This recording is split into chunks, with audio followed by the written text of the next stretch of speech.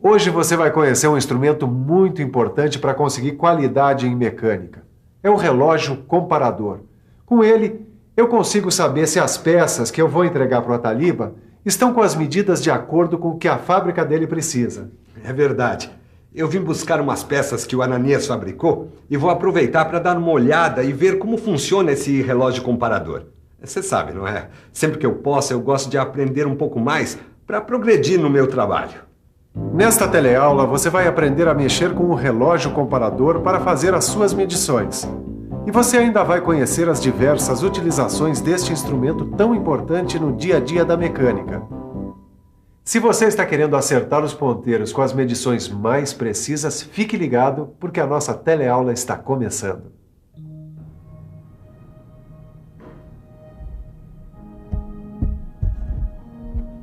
Ó, Sofia, tá aqui o relógio comparador que você me pediu. Obrigada. Me diz uma coisa, por que tem esse nome, hein? Comparador. Isso é fácil de entender. Ele recebe esse nome porque ele mede a grandeza de peças por comparação.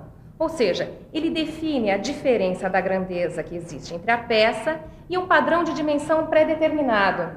Daí o termo medição indireta. Mas então qual é a dimensão da peça medida? Olha só, a dimensão da peça é igual à dimensão do padrão, mais ou menos a diferença indicada pelo relógio comparador. Padrão? Mas que padrão é esse, Sofia? É que na medida por comparação, a peça protótipo com dimensões definidas é tomada como padrão e utilizada como referência. Nossa, esse relógio tem tanta coisa que deve ser bem difícil usar, hein? Que nada. Repare que o relógio comparador tem uma escala e um ponteiro ligados por mecanismos diversos a uma ponta de contato. Silva, essa ponta aqui, ó, entra em contato com o quê? Com a peça que vai ser medida, ora. Sabe, Tito, este comparador centesimal é instrumento comum de medição por comparação. Veja, a gente zera aqui.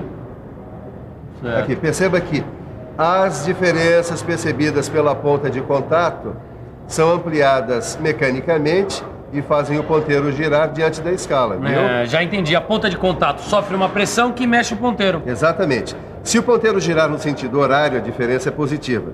Isso significa que a peça tem uma dimensão maior do que a estabelecida. Agora, se o ponteiro girar em sentido anti-horário, então a diferença é negativa.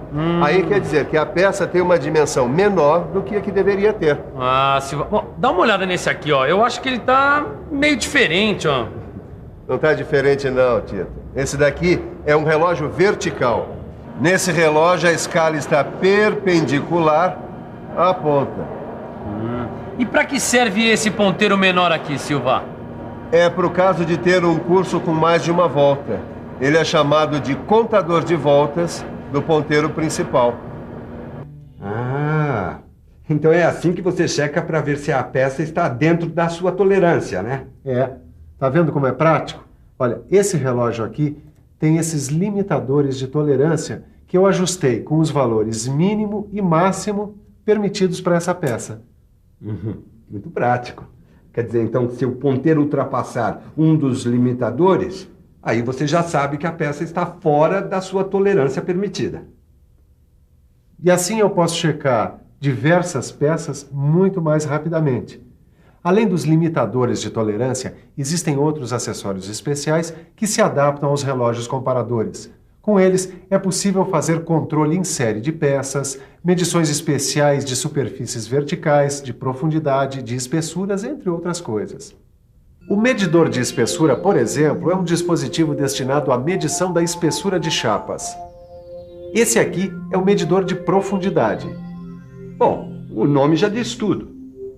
E este é o medidor interno com relógio comparador ou súbito. Com este dispositivo, os relógios comparadores também servem para furos. Uma das vantagens é a verificação da dimensão do diâmetro ou de defeitos como conicidade e ovalização do furo. E tudo com muita rapidez. E com muita rapidez, Caio, também é feita a medição por esse relógio. Ô, louco, hein, Sofia? Esse aí é super sofisticado. É mesmo, esse é um relógio comparador eletrônico. Ele permite uma leitura rápida em milímetros com conversão para polegada, zeragem em qualquer ponto, e ainda tem uma saída para este mini processador estatístico. E para que serve esse tipo de relógio? A sua aplicação ela é bem parecida com um relógio comparador comum. A diferença é que a amplificação é eletrônica e tem mais as vantagens que a gente já viu. Amplificação? O que é isso, Sofia? Boa pergunta, Caio. Mas só que para você entender melhor isso, você precisa conhecer os mecanismos de amplificação. Ô Silva, quais são os mecanismos de amplificação? Eu sei que existem 3 sistemas. Um deles é chamado de amplificação por engrenagem. E na amplificação por engrenagem, as diferenças percebidas pela ponta de contato são ampliadas mecanicamente.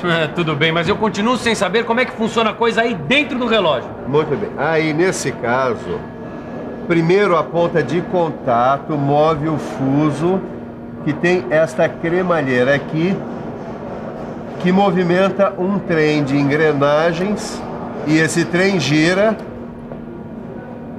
o ponteiro indicador.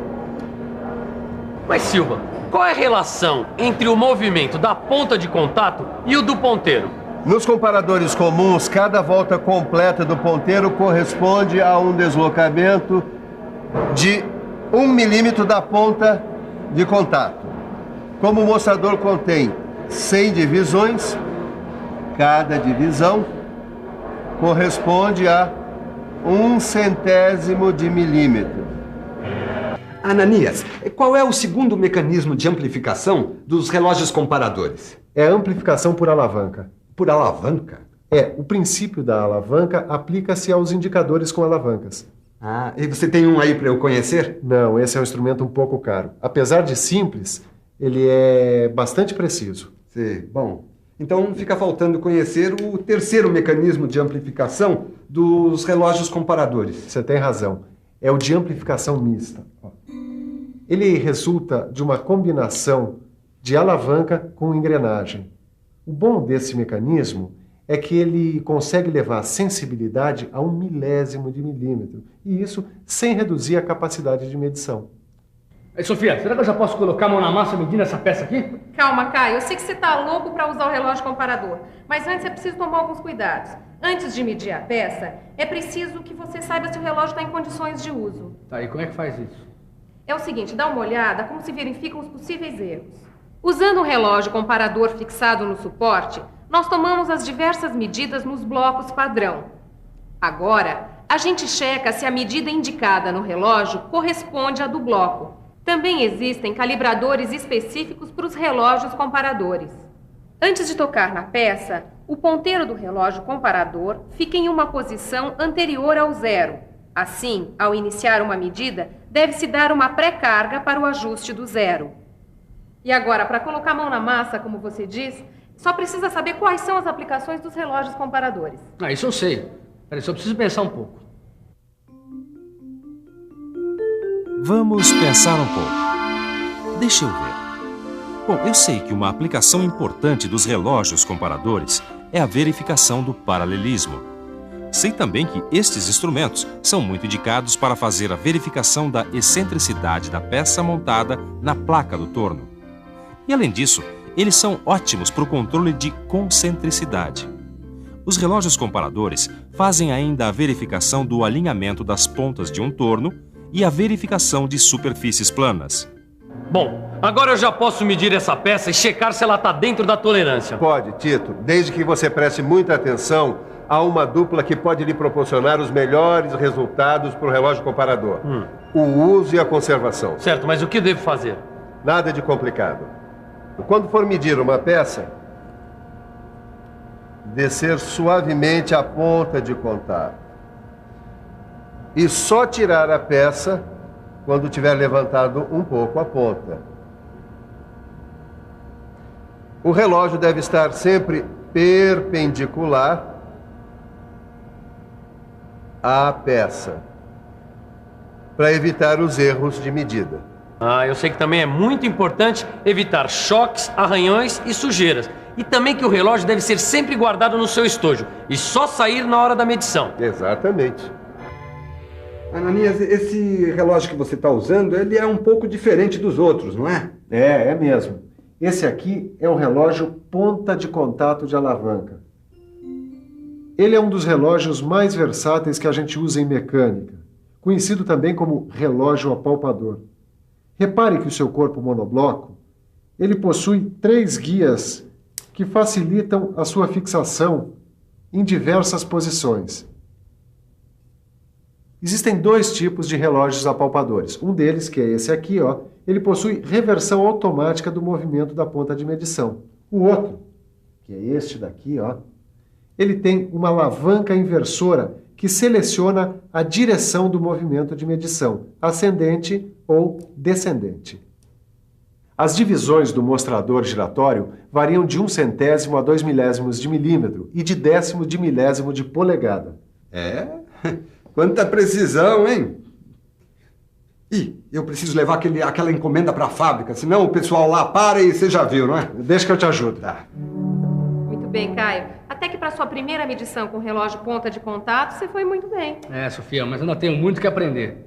Mas por enquanto, basta saber o seguinte. O relógio ponta de contato universal tem uma grande variedade de aplicações, tanto na produção como na inspeção final. Ele é muito versátil. Ele é usado na determinação de excentricidade, alinhamento e centragem de peças, paralelismo entre as faces, nas medições internas e em detalhes de difícil acesso.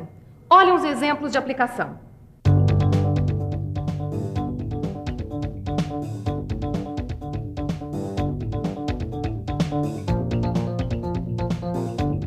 Bom, acho que por hoje chega, né? Vamos guardar o material e ficamos por aqui. Tá legal. Eu posso ajudar? Claro, e é bom mesmo, porque assim você já vai aprendendo os principais cuidados no uso e na conservação dos instrumentos. Tá, olha, algumas coisas eu até já sei. Por exemplo, evitar choques, arranhões, sujeira. Isso mesmo. Sei também que na hora de usar um instrumento é importante montá-lo rigidamente no seu suporte e descer suavemente a ponta de contato sobre a peça. Se for usar uma mesa magnética, verificar se o relógio é antimagnético. E na hora de guardar o instrumento, é preciso colocá-lo no seu estojo específico, certo? E por fim, fazer uma revisão, para não esquecer nada do que a gente acabou de aprender hoje. E atenção, se liga aí que é hora da revisão. Na teleaula de hoje, você conheceu os diversos tipos de relógio comparador.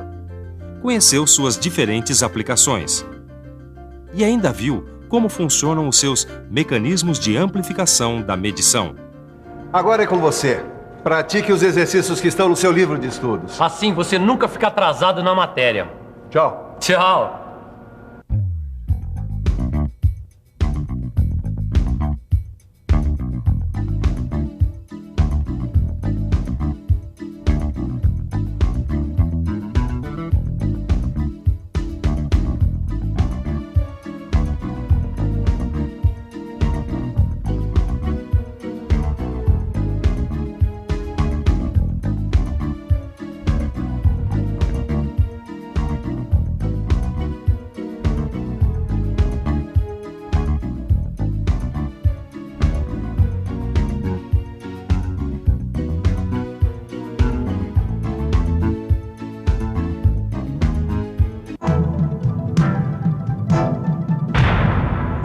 Telecurso 2000, um programa de educação do Sistema Fiesp e da Fundação Roberto Marinho.